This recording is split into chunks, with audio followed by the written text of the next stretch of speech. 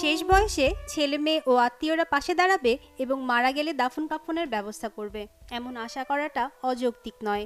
যুগ যুগ ধরে সেটি হয়ে আসছে।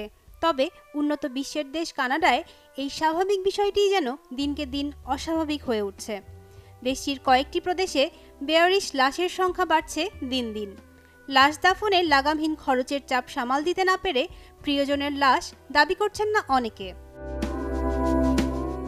রয়টার্সের এক প্রতিবেদনে বলা হয়, বিগত কয়েক বছরে কানাডার কিছু প্রদেশে বেয়ারিশ লাশের সংখ্যা লাফিয়ে লাফিয়ে বাড়ছে। মূলত দাফনের খরচ মেটাতে আর্থিক সামর্থ্য না থাকায় মৃত ব্যক্তির আত্মীয়রা লাশ সংগ্রহ করছেন না। লাশ দাফনের রেকর্ড থেকে জানা যায়, 1998 সালে কানাডায় একটি লাশ দাফন করতে খরচ হয়েছে $6,000 মার্কিন। এখন তা বেড়ে হয়েছে প্রায় $9,000। এই খরচ বহন অনেকের কাছে আর্থিক চাপ সৃষ্টি করায় তারা প্রিয়জনের লাশ দাবি করছেন না। আর সেজন্য লাশ দাফনে দেশজুড়ে অর্থ জোগাড়কারী প্রতিষ্ঠানের সংখ্যাও বাড়ছে।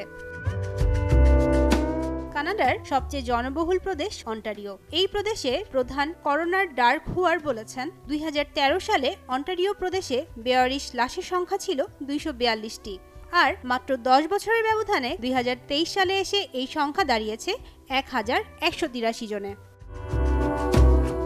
ডার্ক হুয়ার বলেন, এটি দুঃখজনক, কারণ একজন মানুষ মারা গেলেন অথচ তার কেউ নেই, পরিবার, বন্ধু বান্ধব বা অন্য কেউ, যারা কিনা তার মৃত্যুর পর মরদেহ কিভাবে দাফন করা হবে সেই বিষয়ে নির্দেশনা দিবেন।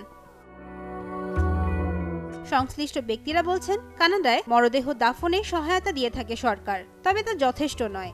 গত এপ্রিলের বাজেটে দেশটির কেন্দ্রীয় সরকার লাশ দাফনে $2,500 পর্যন্ত সহায়তার ঘোষণা দিয়েছে।